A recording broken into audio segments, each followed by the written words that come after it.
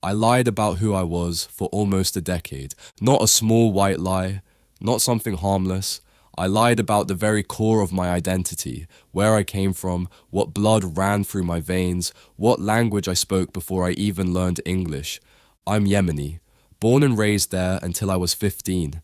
Arabic is literally my first language, but if you'd met me back then in New York, you'd have thought I was some Latino kid from the Bronx.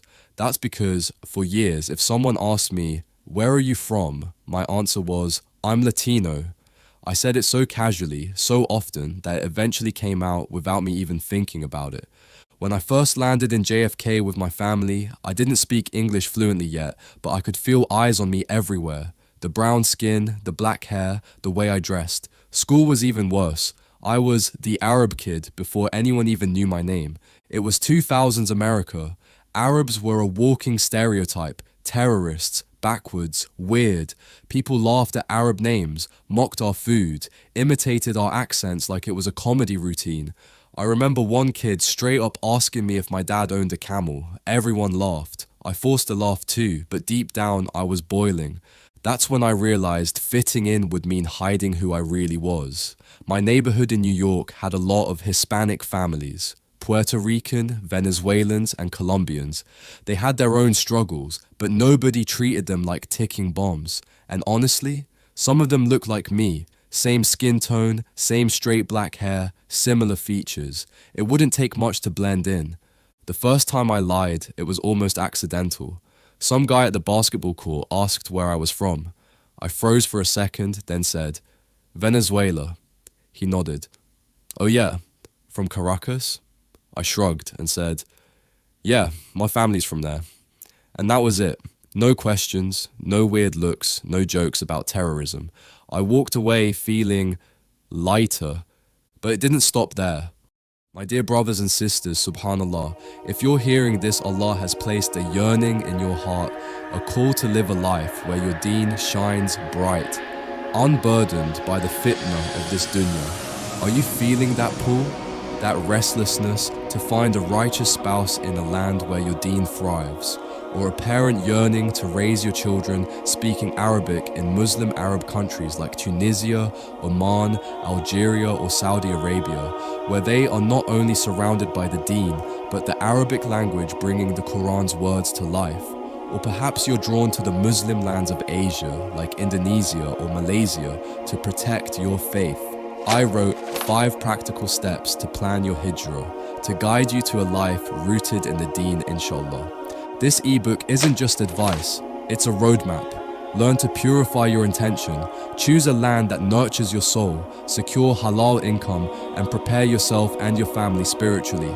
Whether you seek a spouse, a safe home for your kids, or a place to preserve your deen, these steps are your guide. And like your brother in Islam, I'm sharing this wisdom with you as if we were doing it over a cup of mint green tea, my favorite.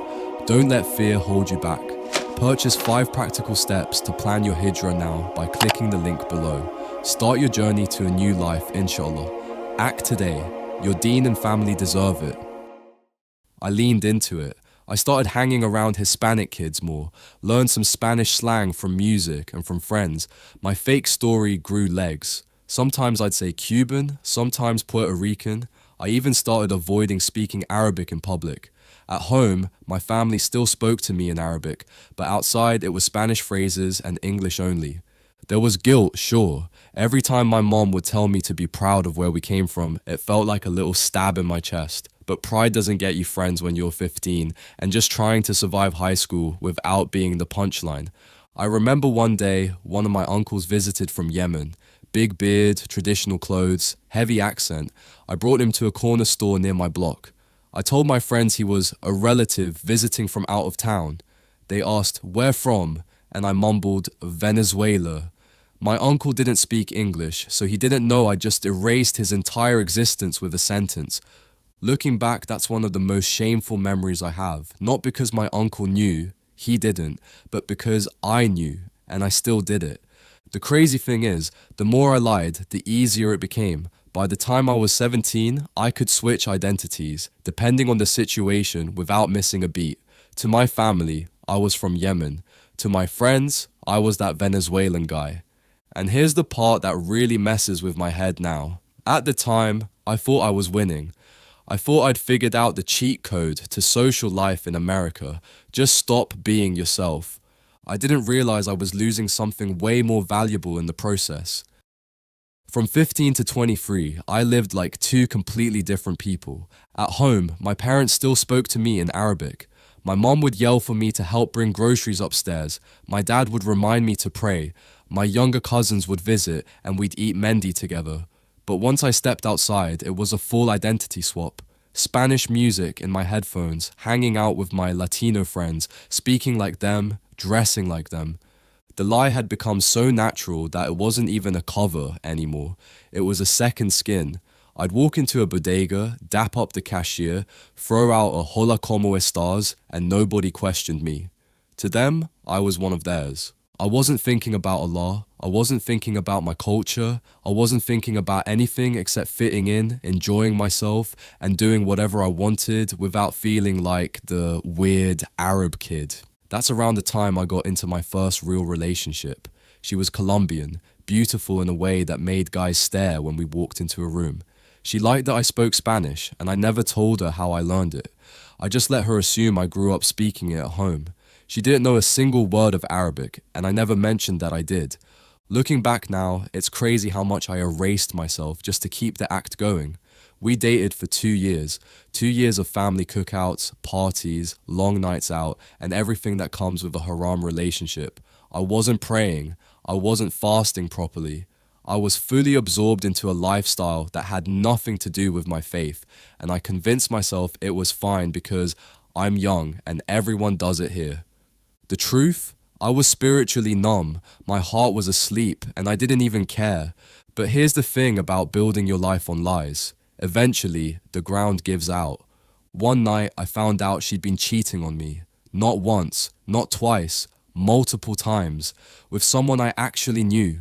I can still remember the way my stomach dropped when I read the messages. It was like my chest caved in. The breakup was messy. I yelled, she cried, I left. But that night was the first time in years I sat in complete silence and actually thought about my life. I laid in bed staring at the ceiling, and this thought kept repeating in my head.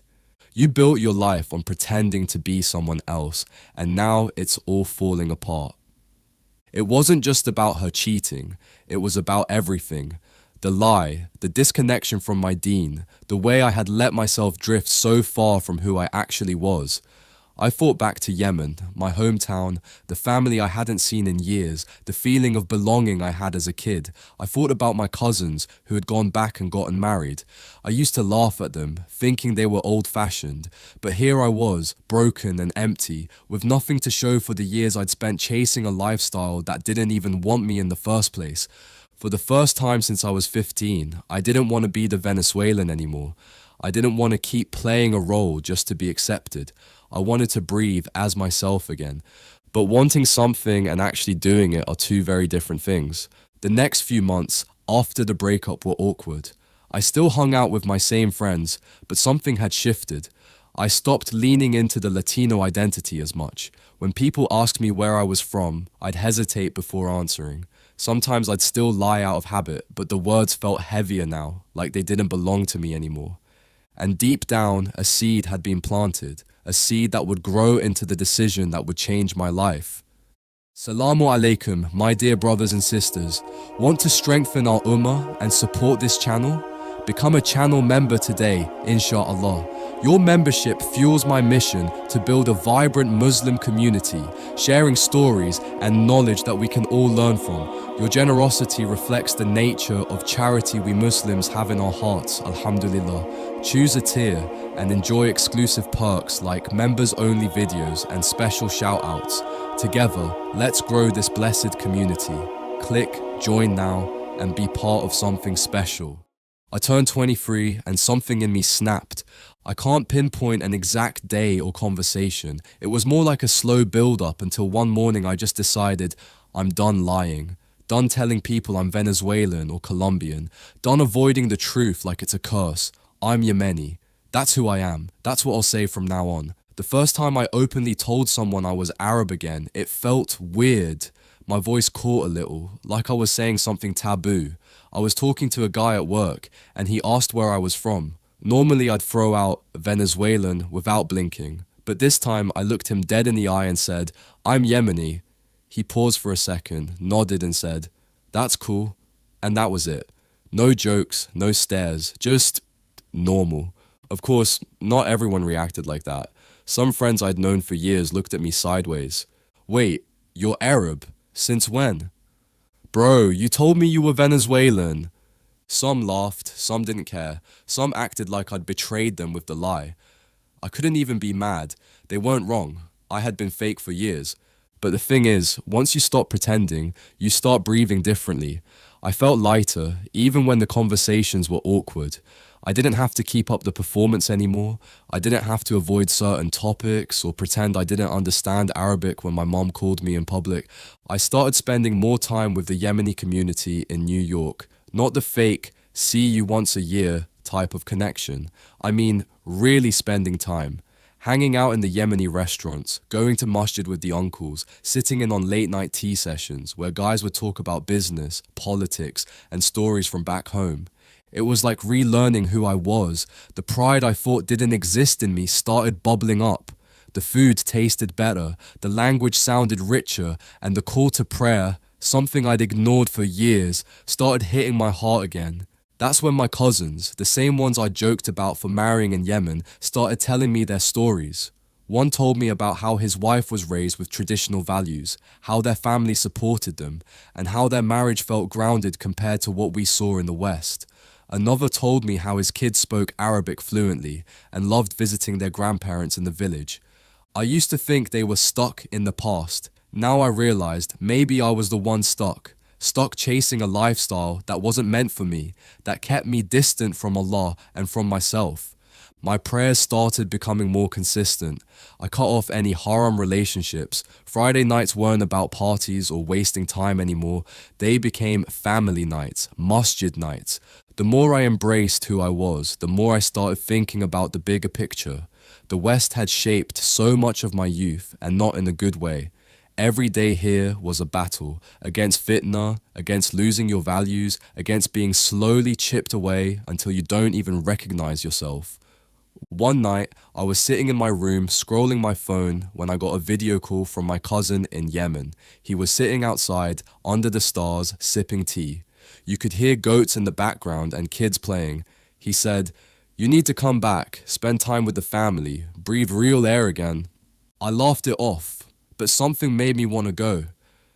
By the time I hit the last semester of university, the decision was made. I was going back to Yemen. Not for a quick vacation, not just to visit, but to live, to reconnect, to stop fighting myself in an environment that was killing my soul. I didn't know exactly what would happen there, but for the first time in years, I felt like I was returning home. يا الجزيرة خبر الغازي تراني لو يا هداد عزومي ما تردى ما رضى التاريخ من ماضي الزمان ذكراها فوق الكواكب قد تعدى يا الجزيرة لو يهدد العزومي ما تردع ما رب التاريخ من ماضي زماني ذكراها فوق الكواكب قد تعدى يا الجزيرة غدر الغازي تراني. I touched down in the capital, and honestly, it felt surreal. After years away, growing up in New York, trying to fit in, lying about who I was, just standing in that airport made me realize how much I'd missed. The heat hit me immediately, dry and heavy, the kind that sticks to your skin. The airport wasn't fancy or modern like what I was used to in the US, but it was familiar. It felt nice to be surrounded by people speaking Arabic again, the smell of Yemeni food, kids running around laughing. It was chaos, but the good kind. After clearing customs, I met up with my uncle and a couple of cousins who had come to pick me up. We loaded my bags into my uncle's Toyota Helix truck, every Bedouin's dream car. Then we set off, not just for the city, but for home, which was a good 200 kilometers east, out in the desert near Marib. That drive was something else. The paved roads slowly gave way to rougher terrain, dusty plains stretching as far as the eye could see, dotted with small villages and grazing camels.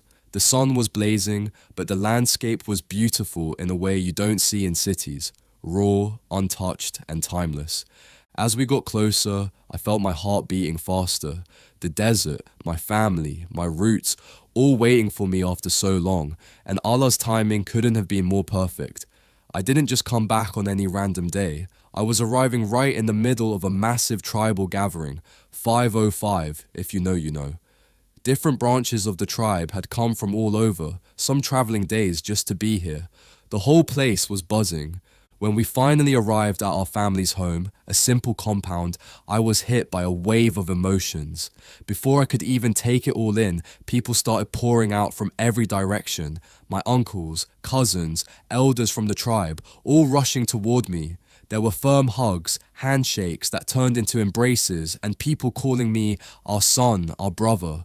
All around us, the men were seated in long rows, steaming coffee pots beside them, voices carrying over the desert wind. The smell of fresh bread baking mixed with the aroma of cardamom coffee. Kids were darting between the men, people letting off their AKs in the background. It wasn't just a welcome, it was a homecoming. I spent those first few days not just with my immediate family, but surrounded by my tribe, listening to stories from my uncles, meeting relatives I had only heard about, learning names and faces that I somehow felt I'd always known, but had forgotten, helping my family out with their business during the day, and at night sitting under the stars while I told them how life was in the US. The connection was real. No more pretending, no more hiding, just me, my family, my tribe, and the land that truly shaped me. Being back there reminded me exactly why I had to come home in the first place. One afternoon, my uncle pulled me aside. "We've been talking to another family about a girl that may be good for you. Her name's Abir. She's from the village, raised with good values. We think you should meet her." I won't lie. At first I was hesitant. Back in the States, I thought arranged marriage was old-fashioned, something I wanted to avoid. But here, it felt different, natural, even right. Meeting Abir was simple, no drama. She wasn't flashy or showy, or better yet on Instagram. Our conversations were honest. She asked questions about my life, why I decided to come back to Yemen, even though I was in the US. I told her how I wanted to reconnect with my roots, and to be honest, being that I grew up here until I was 15 and spoke Arabic fluently, I was able to have a mutual understanding with her that maybe someone who grew up their entire lives in the US and didn't speak Arabic fluently couldn't. We decided to get married, not because of pressure, but because I knew I wanted to build a future grounded in truth, not lies, not facades. A future with someone who shared my values, who understood the importance of deen, family, and culture, and to be honest, to have children that looked like me, and I could continue my lineage with. Getting married in Yemen, in the village, surrounded by family, was nothing like the weddings I'd seen back in the West. It was simple, heartfelt, full of prayers and laughter, the kind of ceremony that reminds you what marriage really means. A partnership, a commitment, a foundation for the rest of your life. Looking back, I see how far I'd come, from running away from my roots to embracing them fully, from haram relationships and confusion to peace and purpose. And that's why I want to talk directly to Muslim youth in the West who might be struggling like I did. You live in a world full of distractions, temptations, and pressures to be someone you're not. It's easy to lose yourself, to forget where you came from, to question your identity, your deen, and your path. But it doesn't have to be that way. Hijrah isn't just about crossing countries. It's about moving towards your deen, your values, and your true self, wherever that might be. For some, that means leaving the West and going back to your original homeland, like I did. For others, it means creating a community where you are, holding tight to your faith and culture no matter the noise around you. Whatever your Hijrah looks like, don't wait. Don't let fear or pride keep you stuck.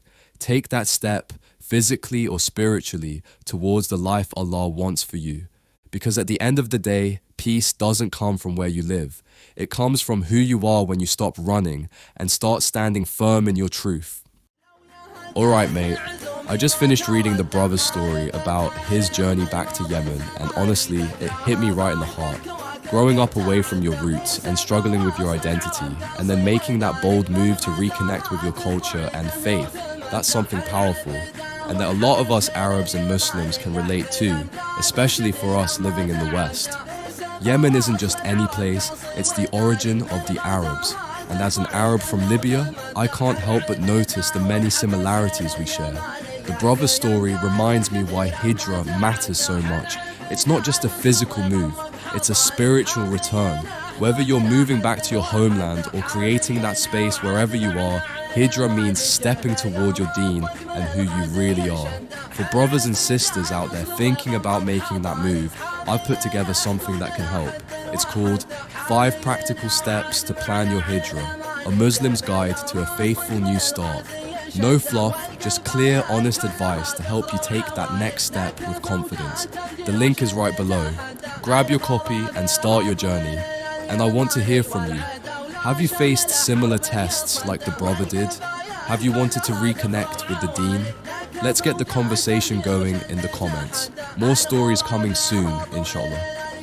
والعدا ولا شل له حرب يصده ما يعرفون المذلة والهوان والشجاعة والتقدم بعد جده ما يعرفون المذلة والهوان والشجاعة والتقدم بعد جده يا الجزيرة غدر الغازي تراني لو يهدد للعزوم ما تردد معرفة تاريخ من ماضي زماني ذكرها